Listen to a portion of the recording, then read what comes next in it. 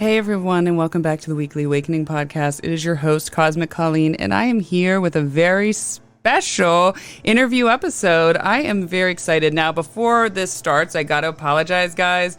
It never fails, and it's not even Mercury retrograde, but 10 minutes before my guests came on, they started whatever they're doing out there, cutting grass, blowing leaves, cleaning, doing the fall cleanup. So if you hear that in the background, I apologize, and I'm hoping that it ends soon. So just want to start that out. Now, I have Zofia Rennea Morales with me. She is in Tucson, Arizona, and we are going to talk conscious enlightenment, and she's going to tell us, how she spiritual troubleshoots. I said, so how do you describe what you do? And she's like, oh, well, I'm like a spiritual troubleshooter. And I love that. And then she's like, and I'm the healer of last resort. So this sounds like she is going to be bringing us the awakenings that we need. How are you this morning? Thank you for coming on the show. I'm so excited to be here. Thank you for having me, Cosmic Colleen. I love that. Thank you. Colleen of the stars. So how are you feeling this morning? So much better since we've connected. There's something about doing one of these episodes that it brings in all of that beautiful higher self energy, and it just perks up the body, and it's better than a cup of coffee. I agree. And you know what? You really brought, you guys listening won't be able to see her, but let me tell you, Zofia really brought a very bright energy. You were just, my thing was not working as well, and she was just smiling, and she's like, hello, and we were just free flowing with our conversation, and I love it. So tell me a little bit about spiritual troubleshooting. Spiritual troubleshooting. Well, I learned the hard way going through my life that not all problems have their root in the physicality of this world. Okay, so it's easy for us to look outside of ourselves and go, oh, well, I've got the wrong job, or, oh, well, if I found a different life partner, oh, well, whatever the outside thing is. Yeah. Right. And some of that, yes, applies. Those are good places to look for solutions. But sometimes we have to turn inside ourselves. Okay. And so then we start looking at talk therapy and, support groups and some of this kind of stuff around that emotional kind of thing that comes up. But sometimes it's a problem that's in our thinking. It's something, a way that we've been trained to look at the world, looking outside of ourselves for solutions. Yes. Is one of the things that we have to kind of unlearn as we go down this spiritual path. But sometimes it's even beyond that. Sometimes it goes back to the life lessons that we brought into this world. Okay. So the fact that you're always picking players in your personal life instead of picking the steady partner kind of person who will support you in the way that you deserve to be supported. A lot of that comes back to something that's even larger than that. So things like your soul contract, things like familial curses, things that are handed down in our DNA, right? It can flip on parts of our epigenetics. These are other reasons that recurring problems will be happening in your life. And it's I've done all the things. I've been working on myself. I've been changing my viewpoints. I've been doing all this stuff. And it's still, good God, I'm always attracting these people. Sometimes it comes down to you have to look in the spiritual aspects. And I've always been a troubleshooter, even when I was in corporate. And it turns out that skill is extremely helpful in the spiritual world as well. Yes, that's your Libra vibes, right? Trying to find the balance throughout that. There is a great deal of that, yes. And I really like that. There's a lot to the thinking. But so for people that come to you and they say, okay, I have tried everything, all of these things that they're saying, doing. So you kind of jump into all right, well, let's sort of look at your spiritual realm and what contracts, soul contracts, you brought that up. So do you help kind of dive into that, get a deeper realm? That's even talk, soul contracts. Yeah, let's talk soul contracts, right? Because we do plan a great deal of what happens in this world. Some of it is free will. Okay. Some of it is let's just see what she does if she gets this in her world. But by and large, the chocolate cake of your existence here is going to be contained in that soul contract. And you can never get rid of the chocolate cake. You can just frost it differently, which gives it a different experience, right? So if it's feeling like heavy and overly intense, so let's say you brought in chocolate mousse with chocolate fudge ice cream and icing and chocolate fudge sprinkles and probably chocolate ice cream on the side, right? And you're just like, I am so over all this chocolate. Okay, you can't get rid of all the chocolate, but you can get rid of the icing, you can get rid of the filling, you can get rid of the ice cream on the side, and you can go with something lighter. Let's put jellied cherries in the center and a little bit of light whipped cream on the outside and have more of a Black Forest cake experience. Interesting. Something a little lighter. So there are things you can do around that soul contract to make it easier, to make it lighter, to make it more palatable.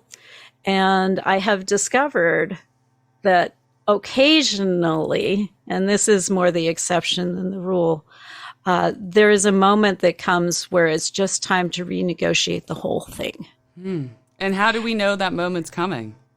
Or when How it's do we here? know that moment has arrived? Is you've tried all the other stuff. You've even, changed the frosting on the outside of your cake. And it's like, I just cannot do this any longer. The personality is so done, it just wants to leave. Yeah. That's a moment where it's time to perhaps sit down and go, okay, what is it I'd really rather be doing? What might be lighter for me to work with that would allow me to complete some other lessons while I'm still here in this incarnation, as opposed to just game over, checking out and leaving. Kind of like when the pain gets great enough, you want to do something different. Yeah, or the frustration just gets to this point. I've done a couple of complete renegotiations for folks. Okay, well, real quick, how do you do that? Oh, well, that's a much deeper conversation. Okay. Do you have any cliff notes? It involves a lot of like spiritual work before you go to that point. Yes.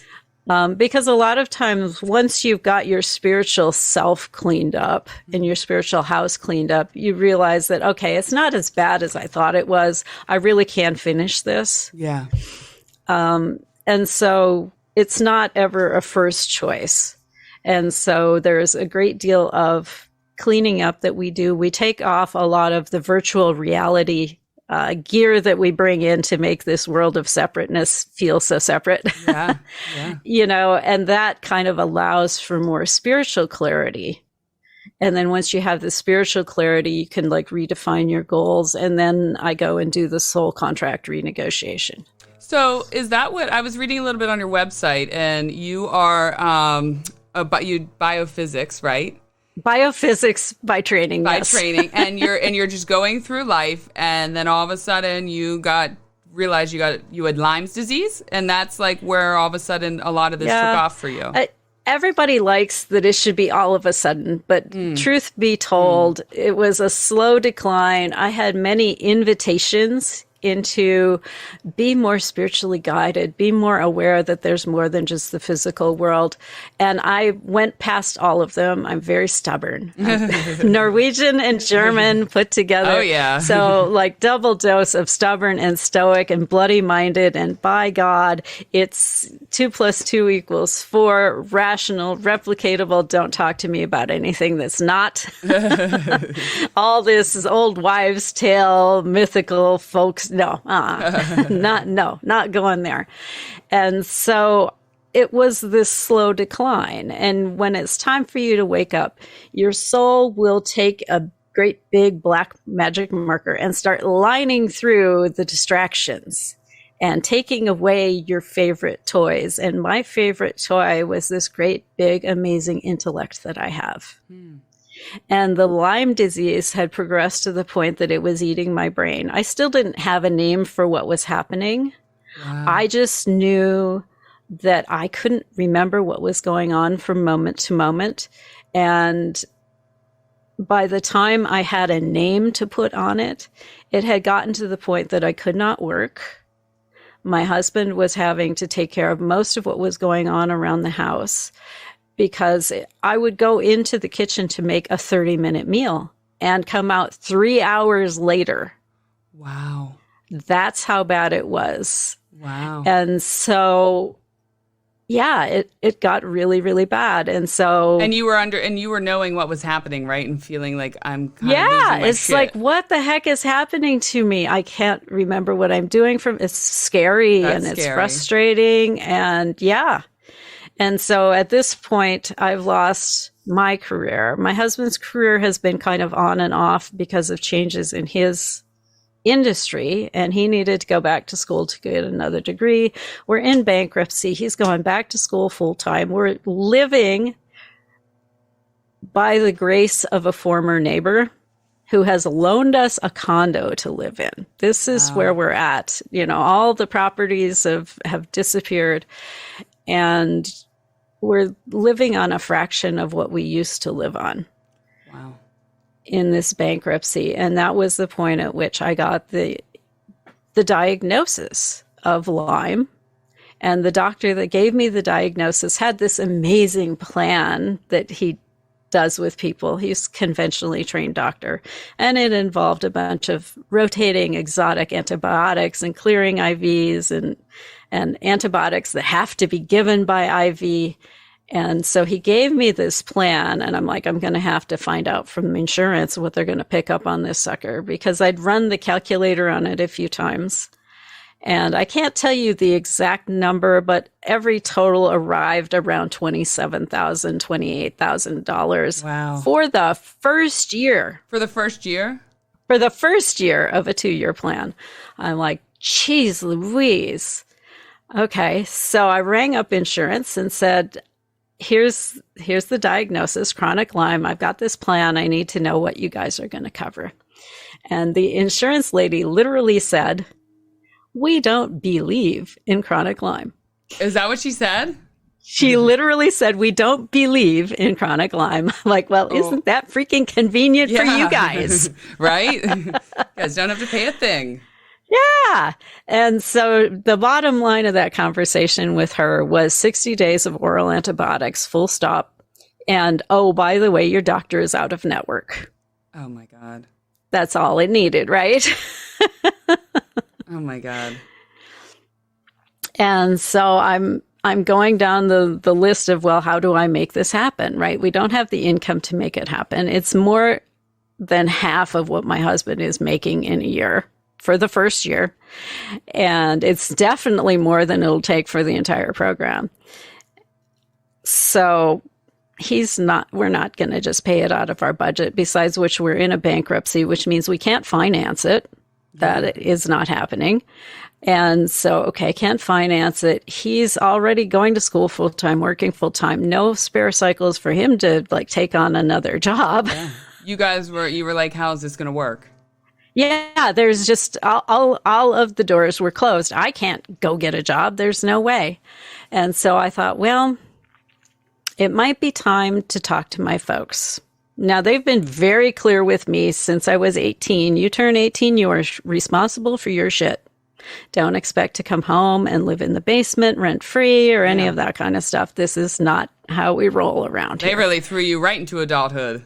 Yeah. It's like, you're 18, you're an adult, you take care of your stuff. You can continue to stay in your childhood bedroom while you go to college, but you will pay rent for it. Okay. And so I chose to move out and pay rent elsewhere because if I'm going to be an adult, I want all the adult privileges as well. Absolutely. And so I had taken care of my shit very nicely for 30 years. And I thought, well, perhaps this might be the one exception to that situation, because I literally have no other option. Yeah. And so I called up my father, and the bank of dad was empty. Oh, my God. And it's like, what am I going to do? And my brain has deteriorated to the point that I'm not sleeping at night. But I've discovered that if I meditate, I feel somewhat refreshed in the morning. And we went to bed that night, and there was no way I was meditating. My brain was like this trapped squirrel, like bouncing off all of the closed doors of get alone or find another job or find, all the things. And it was around 3 a.m, I guess, that I just didn't have any more energy for it. And I accepted that I did not have the answer. And you could poetically describe it as, I surrendered. Yes. But it really wasn't that pretty and graceful. It was literally, I was in an emotional meltdown pile of gunk, and there was just no more struggle left in me. Yeah. But was there a little piece that came after that surrendered? Well, in the quiet that arrives after the surrender, yeah, it occurred to me that I had one other option, perhaps, that I had not considered. And that was to pray. Not something I'd done in a great long while, because I had a childhood. I was raised in basically conditions of religious abuse. And so I didn't leave that with a close relationship with God because it had gotten all tangled up with the other crap. Yeah. And I sat with the thought for a while, and I sat with what I knew in my heart about God. Okay. And that was part of the drama and trauma in my childhood, was I would question these things. It's like, well, if God is love, and in my heart, I believe that God is, in fact, love. Absolutely. How do you square that with all the crap that's in the Old Testament, telling people to go take back a land that's not theirs, and killing and sacrificing children? And it's like, yeah, no, that doesn't align. It doesn't jive. And so in that moment, I sat with what I knew and understood about God, and I decided I was talking to the God that I knew in my heart, not the God I'd been taught about in my childhood. Yeah. And I debated, do I explain my long absence and all this kind of crap? And I went, no, I'm not even going to mess with it. I'm just going to go straight to the point. And I said, God, I will do anything to get better. And I got my answer straight away. I wasn't really expecting that, because you hear about people who pray and pray and pray, and there's no answer. My answer came right away in the form of a little voice that said, really, anything? And you will think about that for a moment, won't you? There's not a lot of edges on anything. And I thought about where my edges are. And my edges are, I'm not going to mistreat the people around me. I'm not going to lie and cheat and steal. And Lord knows I'm not going to become an axe murderer. This is not how I roll. And those are my edges. And I thought about the God from the Old Testament. I thought about what I knew about God in my heart. And I decided to be very clear. Excuse me, I'm getting a frog over here. And I decided to be very clear, and I said, God, for you, I will do anything. And I got my first miracle because I fell asleep. You fell asleep right after that? Right after that. Wow. And it was the first time I had slept in quite some time. And in the morning, I awoke with a clarity that I had to go get one of these clearing IVs that the doctor offered, even though I had no idea where the $250 was coming from.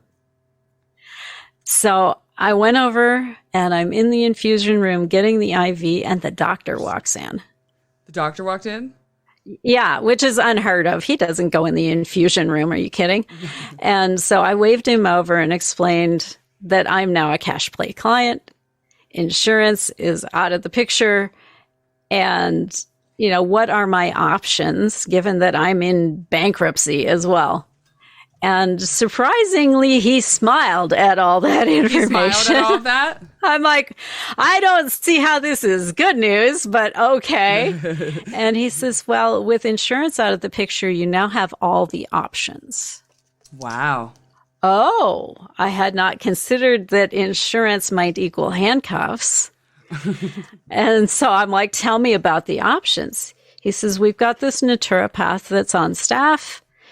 He's not covered by insurance, but he's amazing with parasitic infections, which is what Lyme disease is.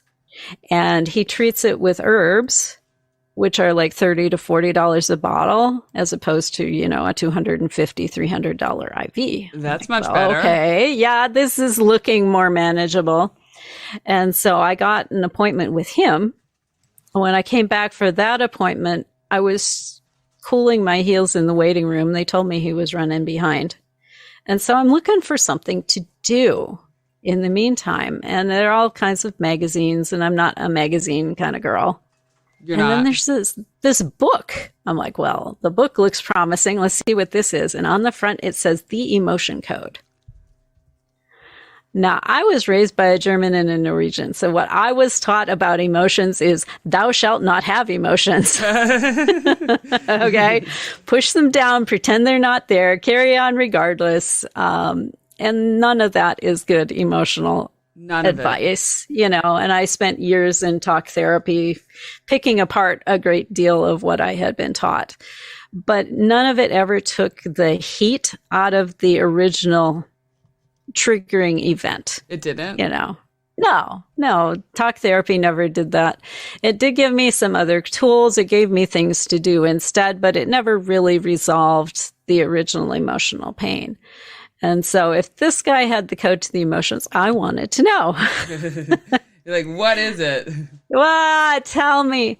And so I'm getting into the book and I'm like, okay, this is making some sense. This is making some sense. And then the owner of the book came back for it. Oh, man, now I got to go buy the book. So you bought the book. And this is the point at which I forget to tell you that the naturopath did heal my Lyme disease using herbs in the course of 3 months, not 3 weeks, 3 months. In 3 months? 3 months, yes.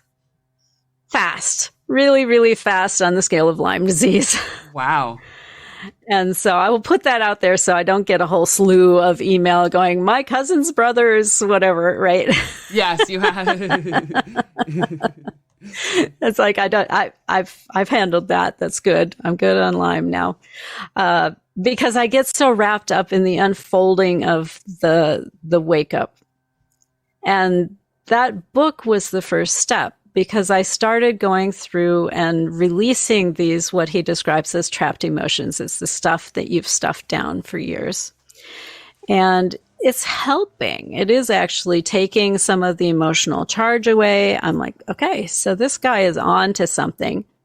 And by the time I got to the chapter on heart walls, I was pretty sold on whatever he wanted to tell me to do at that point. And I knew for a fact I had a heart wall. I didn't need to muscle test to find out at all, because I make a conscious decision, or made a conscious decision back at that time, whether I was going to allow you behind mine or not. And there were precious few people that were allowed behind that. And he made a good case for taking it down. So being the motivated type A project manager person that I am, I set about finding out how many there were, how many I could do in a day, when I would be done. And I started taking that sucker down. And as I was taking it down, I believe the technical term is weird shit started happening. Like, I was seeing things about the past and about the future that I had no way of knowing. And how like, fast literally, did that start happening? Yeah, literal like flashes of scenes of stuff. And the scientist in me is not very happy about this and is working at writing off a great deal of this stuff. You just have really amazing imagination, right? Yeah.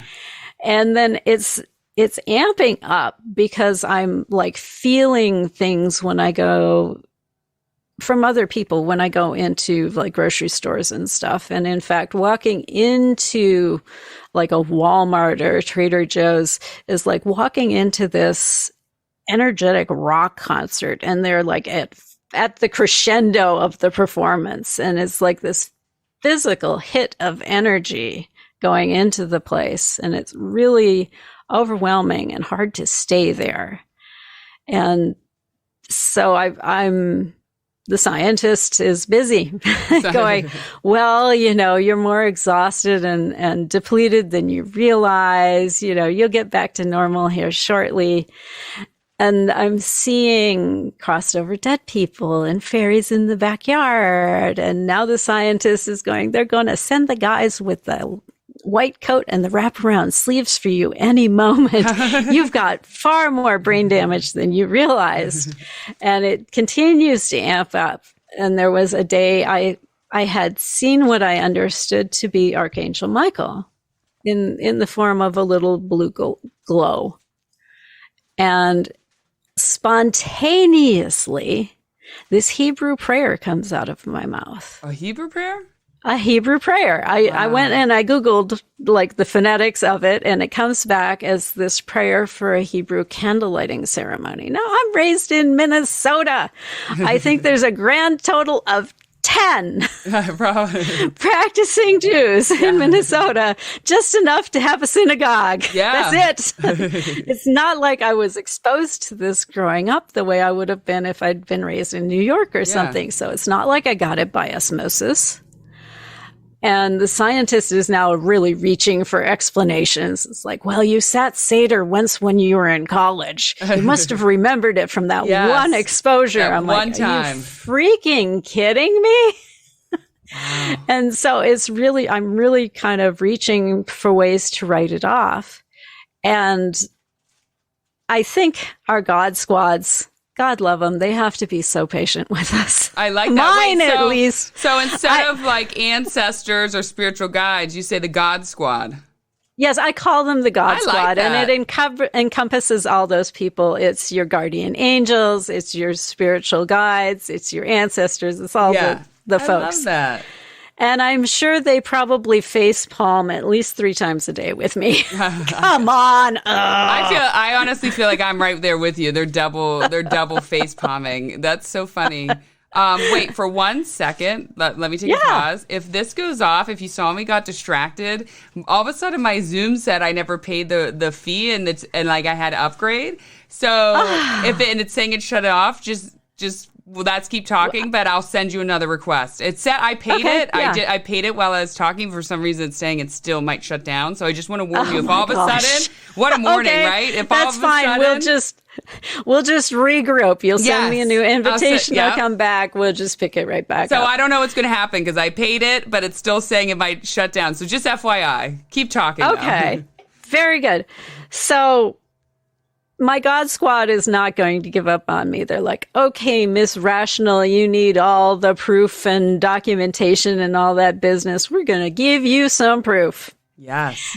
And it arrived. I came home from the grocery store one afternoon and I see my neighbor helping her husband into the house. And she's staggering under his weight. He's bent over in what's clearly a great deal of pain.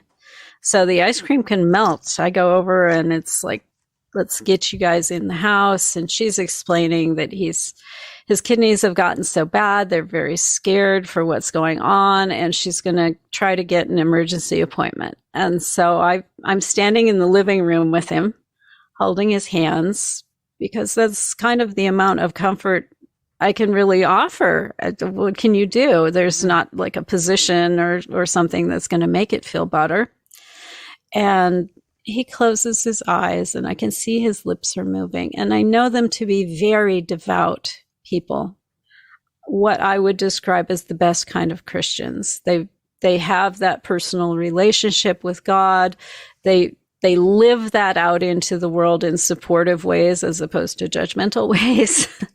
And so I don't want to just watch him having this private moment. So I go ahead and close my eyes. And in my mind's eye, I see this little tiny pilot light almost. It's a tiny flame, and it's flickering and dancing the way it does right before it goes. And I'm given this understanding, this knowing that that's where he's at with his life force. And I'm not acknowledging where this information is coming from or analyzing any of this in this moment. And I know that this question did not come from the scientist. But I thought to myself, and whoever else was with me in that moment, which, again, I haven't even acknowledged. The God Squad. The God Squad. I said, is there something we can do about that? And the instant I had that thought, that fire blew into this great big roaring like bonfire. I don't know how big it got because he dropped my hands and my eyes flew open. And he says, are you a healer? And I'm looking around to see who he's talking to because, scientific queen over here. That faith healing is no. What is that rubbish? Yeah, exactly. And I was saved from having to answer because his wife came back and said, we've got the emergency appointment. We got to go right now. So we hustle them all out into the car, and I hid in my house for 2 days. Well, the scientists went apeshit and eventually convinced me that nothing had happened. It was all mutual imagination, right? Coincidence that he should drop my hands and ask that question in that exact moment. And I guilted myself back next door. I'm a good Midwestern girl. When your neighbor's in distress, you bring over soup, you shovel their driveway, and I hadn't even checked in on them, let alone done any of those other things. So I guilted myself back next door, expecting that she is probably in the middle of planning a funeral or dashing back and forth to the ICU. And so I tapped on the door, and she opens the door with a smile on her face. I'm like, okay, so maybe it's not as bad as we thought it was going to be. And she invites me in. Okay, great. And then she says the words that make my stomach sink all the way down through my feet. Jay has so many questions for you. Wow. Uh-oh. And I'm already in, so I can't run away. I've got to go forward. And we go into the living room. He's in his Barcalounger. He's got his drink at his elbow and his book and his remote, and he's looking fat and happy. How you doing? He says, it was the strangest thing. By the time I got to the doctor's office, I was feeling pretty good. And they ran me through the usual battery of tests, and my kidney function came back normal. He's had kidney disease deteriorating for like 15 years at this point. Oh, wow. And if you talk to conventional kidney doctor people, they will tell you there is one direction that kidney disease goes. Down. That is downhill and out the door. And his kidney disease reversed itself in the time it took to drive to the doctor's office. He's got a pile of documentation like this that says that his kidneys were done for. And yet now they're not. So, Miss Scientist, there's all of your proof. And that was the moment when I had to tell the scientist to sit down and shut the fuck up. And I started to look at everything that went on in the prior couple of weeks in a very different light.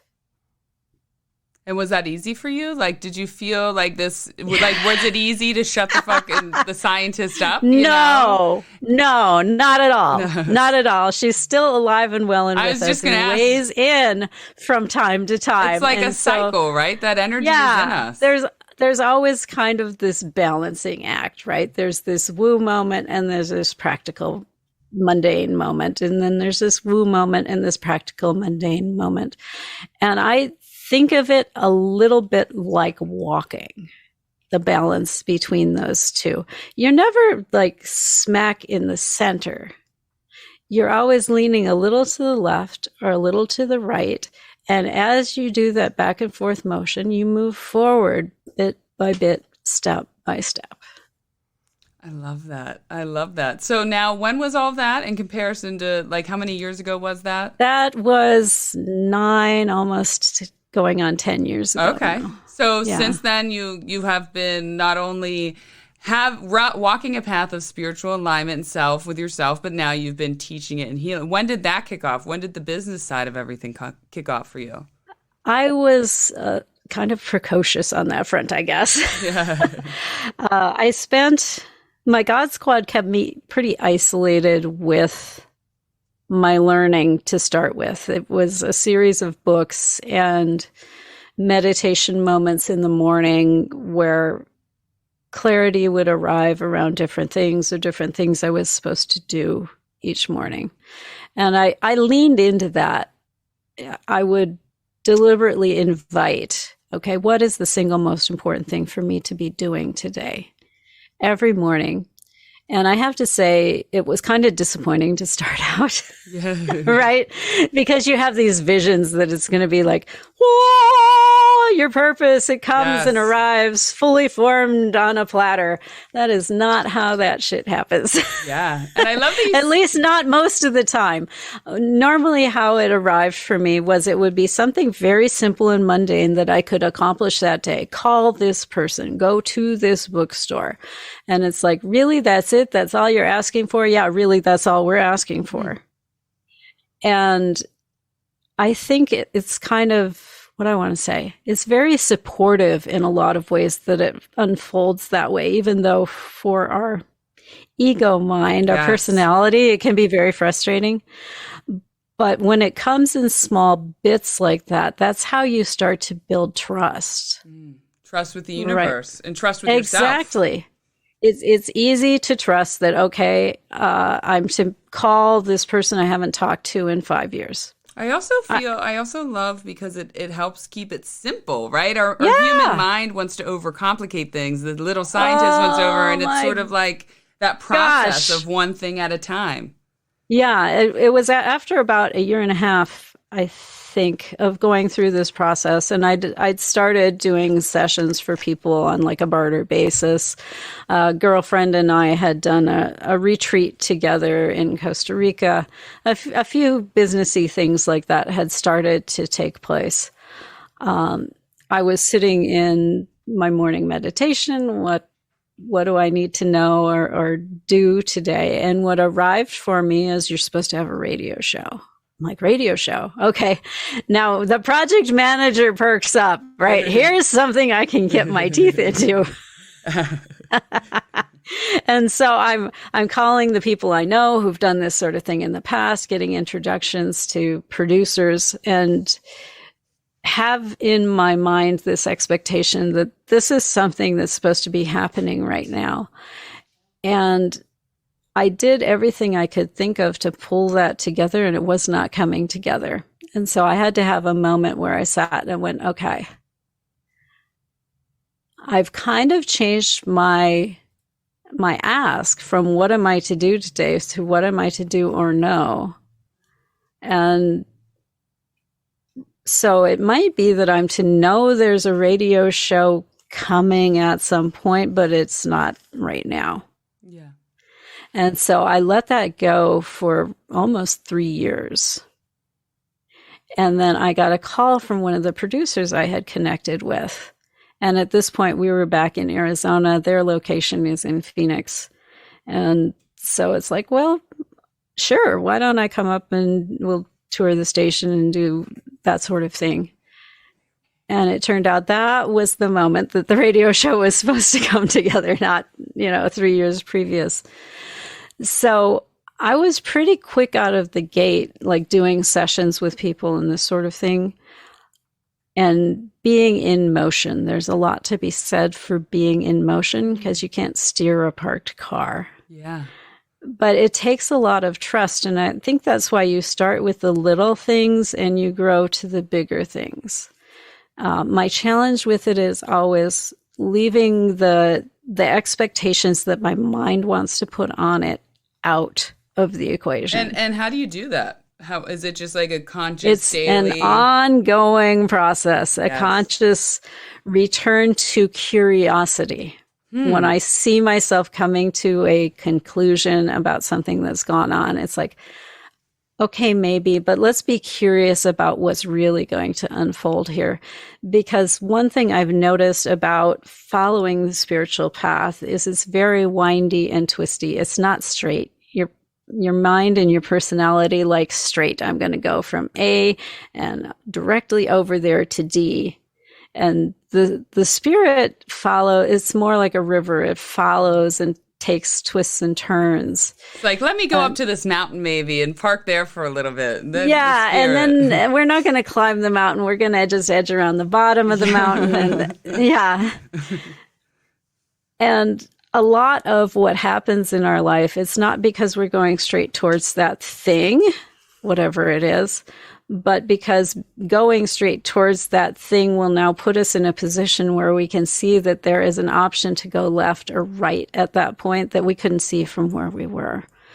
And so I like to remind myself of that when I have what my personality wants to call a setback or a disappointment. It's like, oh, wow, it looked like I was going to get this job. It was so amazing and so aligned, and the people were awesome, and I'd made all the arrangements, and then the rug got pulled out from under me. Well, because that wasn't your end goal. And so now that the rug's been pulled out for you, take a look around and see what new opportunities have put themselves in your environment, because you're here for a reason. And so it's time to ask, how does this serve me? After you've had that initial meltdown of, oh my God, it was a thing and it was yanked away, because you're going to continue to be human, right? Yeah. And so it's always this push and pull, and you need to allow for that human expression of emotions so they don't get trapped. A lot of myth I see happen in the New Age spiritual enlightenment community. And one of them is, when you're enlightenment, it's just all going to be like this grease slide into amazing success. No, life continues to be life. Yes. Okay. And you continue to be human. And while it's a beautiful thing to remain positive and upbeat, you do still need to allow the human expression of emotions and the reaction that occurs with disappointment or upset or betrayal or whatever the thing is. It's just that we don't live in that reaction. Yeah, right? You don't want to camp in that reaction. No. We want to feel it. We want to bring it in and feel it to heal it. And to ask, what is the message you're bringing with you? Emotions are don't necessarily need to be healed. Yeah. I think that's another myth that sits in this area of life. Emotions are messengers. Yeah. They're here to tell you something. They're here to tell you, anger tells you that a boundary has been violated. Okay. Sadness tells you that you'd gotten very attached to the way something was, whatever the thing was, whether it was a relationship or a condition or a job or a thing. And, is perhaps an invitation to hold those attachments a little more lightly. Anger, it might be a moment to sit down and look at your communication. Did you communicate clearly to this person that you have a boundary there, or did you assume that they would know that they had that same set of rules that you have in your mind? These are all invitations to actions to benefit ourselves. I really love that, actually. You know what I mean? It's like, and a deeper awareness into ourselves. Why am I feeling this way? Why am I acting this way? What am I doing? What are some of your favorite spiritual tools that you like to use that I have dozens of spiritual tools in my toolbox. I would have to say my most currently favorite one is actually hypnosis. I got my hypnosis certification recently. Really? And because it allows you to go in and talk to your subconscious mind directly in the language it understands, without the conscious mind standing in the way and interfering. Because the subconscious mind is here to serve us, and it serves us very faithfully every day. And it is the thing that keeps you, quote unquote, humble. If you've been having self-esteem problems and loving yourself, that sits in the subconscious.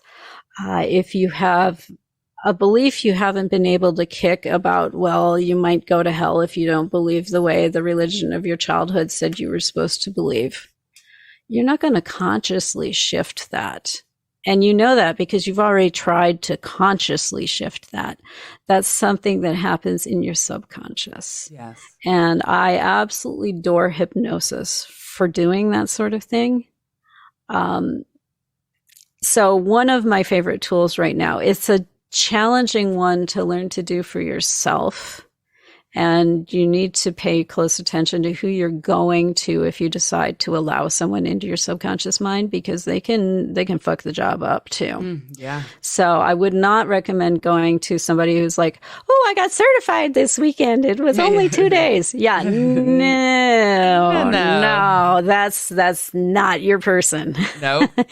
You want somebody who's been through weeks of practice and dozens of clients to go in and work in your subconscious mind.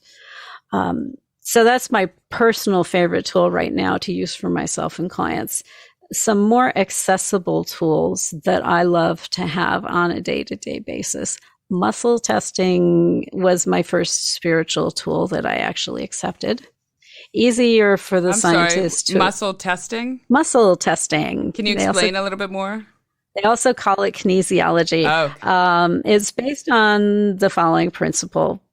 And as far as I'm concerned, it's a black box. I don't know how it works. I can only tell you that it is replicatable and that it does work. And the premise is when you hear and experience truth, you get stronger. When you hear and experience falsehood, you become weaker. And so they call it muscle testing because it's based on the strength or weakness of a muscle. And you can have other people do it on you. This is the most common form that most people have seen. You hold out your arm, a statement is made, and someone else pressing on your arm, and then we'll see if your arm drops or not. And that will tell us truth or falsehood. And that was how I was initially exposed to it as well. And I'm like, God, I want to be able to do this for myself. Well, it turns out you can muscles test for yourself by yourself. Oh, wow. And there are like 4 or 5 different ways you can do it. The simplest one for most people requires both hands. You take your index finger and your thumb and you make a little loop, and you take your other index finger and thumb and you make a loop so they're connected. Okay. And if hold them firmly, you can't pull them apart, right? Nope, I can't pull them. Yeah. And so if you say something true, like 2 + 2 = 4, and you pull, they're going to stay connected. If you say something untrue, like 2 + 2 = 5, now you can pull them apart. Wow. Okay. So that's the simplest one to teach people. My favorite one is a single-handed method where you stick out your middle finger horizontally. Don't flip people off. Horizontally. And then you put your index finger on top of it. Feels a little awkward to start. Okay. Nope. Other way around. Middle finger's out, index on top. There you go. And then you push with your index finger. You can't really push it down very easily because the middle finger is stronger. Yeah. You got to hold it straight out. You've got it bent already. Straight. I'm already bent. I'm a bent woman. Straight. There you go. There we go. Okay. And then if you say 2 + 2 = 5, now you can push it down. 2 + 2 = 5. Yeah. There you go. Oh my God. This is wild. Isn't that interesting? And I love the single-handed one because I don't have to empty my hands to do it. I can be, holding something from the grocery store in one hand and test with the other hand. Is it optimal for me to have this, right? So it's a very useful and practical thing. And no one else needs to even realize you're doing it, which is also lovely. You get less weird looks and questions. I feel like you really got a lot of like actual tools. You know what I mean? Spiritual tools. Like you're literally turning body into tools. You know what I mean? Like not just like perceptions and theories and understandings of the mind. You're creating real spiritual tools, or using real spiritual tools. Real spiritual tools, exactly. And your soul talks to you through your body. Yes, it does. These aches and pains and things oftentimes have explanations attached to them. There are books and books on, well, if you stub your toe, it means this. And I think some of that does apply in a broad brushstroke sort of way. But what I'm talking about in following the signs from your body, this is part of how your subconscious and your higher self will talk to you also. And so when I'm working with a client, we literally listen to what the body has to tell us as we're going through the session. In fact, if you have a session with me, you will hear a lot of, all right, feel into your body and tell me what's talking to you now, and describe that sensation. And, once we've got that parsed out, it's like, okay, as that information's coming in, I'm being shown what this is relating to. And so then we can go through and work through that particular issue, whatever aspect of yourself it arrived at. Wow. Now, how do they work with you? How can someone work with you? One of our listeners, how can they find you? How can they find me? That I have 2 doors into Zofia land. So it kind of depends on what your particular needs are in the moment.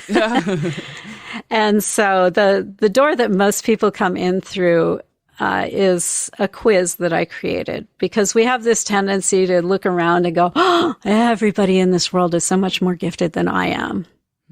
Sweetheart, you are gifted also. And so this is the mirror that will allow you to see some of what's on the outside of your bottle, what the rest of us see. My favorite exercise when I'm doing a development circle is to sit everybody literally in a circle. And it's like, you tell that person what you see about them and admire about them. And then the person next to them tells them, I love that, their stuff. Because so often it's easy to go, wow, if only I could see the way that person does. And that person's going, oh my God, it'd be so nice to just know instead of playing charades all the time, right? Yes, that's happening too. Absolutely.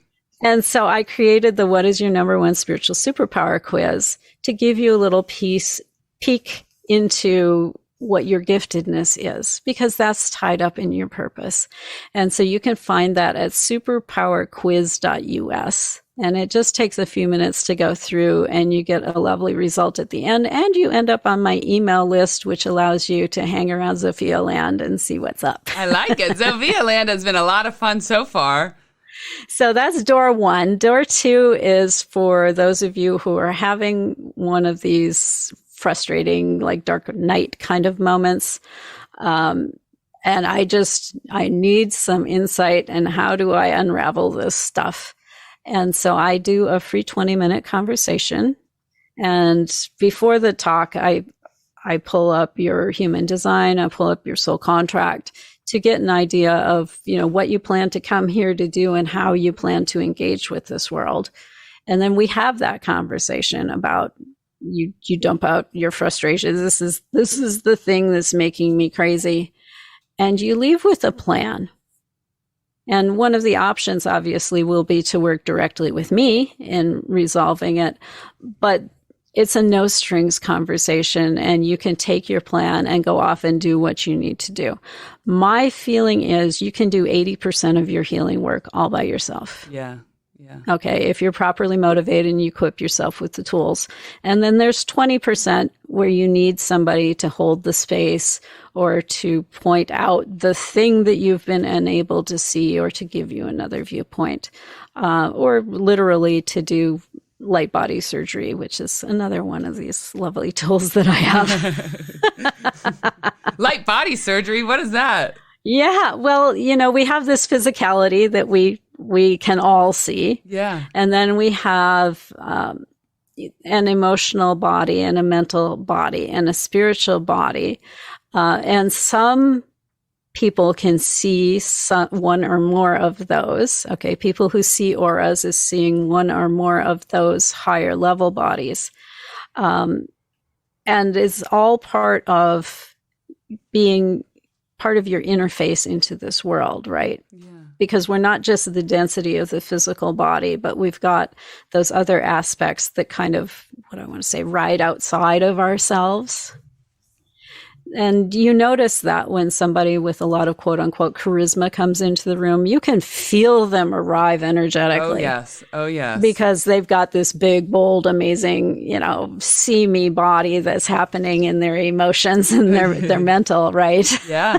Yeah. Or, for example, there are some people that you're around that it's like, I just love being near this person. Yeah. I don't care if I talk to them or they talk to me. I just want to be close to them because they've got just this amazing energy that floats around them. Healers are that way. Healers have huge energy bodies that are, 30, 40 feet out around them. Yeah. And if you are a healer who's feeling like, oh, God, I need to stay away from people, it's because you haven't learned how to properly cleanse that energy body so that the stuff from other people doesn't stick to you. They can come in and drop it, but you don't have to leave with it. Don't have to leave with it. And it's something you can learn to do. You don't have to isolate yourself. Wow. Well, it sounds like you have a lot. You have a lot of tools in the toolbox. I got to end this episode, but every time I try, you say something else interesting, and I'm like, wait, hold on. Well, keep talking. There's nothing that restricts us to a single episode, right? Nothing. We can always come back and dig deeper. I would love it. I would love it. And you just have such good energy. Just like you said, like I can see your energy through this, and I can feel it. I can feel it in you. And so you have a radio show as well, right? So if we want to go on and listen to your radio show, what is that? Yes. If you want to check out my show, it is called Sovereign Self, Weaving Spiritual Awakening with the Fabric of Everyday Life. And on it, we follow the awakening journey because while none of us are identical and have an identical journey, much of what we do rhymes. Okay. Yeah. And so it's useful to follow other people's journeys to get some insight into maybe what some of the possibilities are for yourself. And so you can find that it comes out Mondays at 4 p.m. Pacific time, and you go to sovereignself.live. And if the show is on, the show will play. Otherwise, you can go into the archives and enjoy the last 3.5 years, almost 4 years now. That is so cool. That is awesome. And just on your show, it's just, like you said, all the awakening topics, spiritual topics that we've been talking about on our show. Absolutely. Absolutely. And we follow a lot of journeys. We also have some repeat guests who have come back and talked about things like, well, how do you have a real balanced, supportive relationship with someone else if all of your relationships have been shit up to this point, right? I mean, what was modeled for me was crap. What I've had is crap. How do I start? Yes. So I've got people who discuss those kinds of things, psychic defense kind of stuff. If you've been having trouble with entities and crap, we've had people who've come on talking about that. We talk about heart-centered business, right? So much of the business out there is cutthroat, but there are ways to have sales conversations that are supportive to other people, that forward yourself and the client. No one is a victim in the transaction, that sort of thing. So yeah, we cover all of the topics really that you run into over the course of life. Okay. All the journeys, right? Because your soul's going to talk to you in the language that's most important to your personality expression right now in this world. Yes, it will. Oh my God, I love that. And tell us your website again one more time. Website is transformationspace.co. Okay. And I'm going to have all of that in the show notes for everyone listening. Yeah, and you can find all of what you need in there. And if you don't find it, there's a contact me page. It's like, I can't find this. We'll get you fixed up. Awesome. Well, thank you, Zofia. This has been a really fun and awakening episode. And again, with you is good because we just kind of flowed, and you flowed with the energy of my half breaking down since the interview started. So again, I'm grateful to have someone as like breaking open. Down is always the beginning of the next amazing thing. Isn't that right? I love that. I love that. Well, awesome. Thank you so much for coming on the show. And thank you, everyone, for listening. I will definitely have everything in these show notes, so don't forget to check her out. And are you on social media? I am. You can find me, Zofia Rennea Morales, on Facebook and LinkedIn and Insta. If you do Zofia Rennea, that's the fastest way to find me. ZOFIARENNEA. There is only one of those. I was just going to say, I don't think anyone will have a problem finding you with that beautiful name. It's a beautiful name, and I feel like as long as you spell it properly. People want to throw PHs in there that don't belong. And oh, yeah. I'm like, that doesn't belong there. Well, yes. Well, awesome. Thank you again so much. And I hope you have a beautiful day. I will. You too. Blessings. Blessings.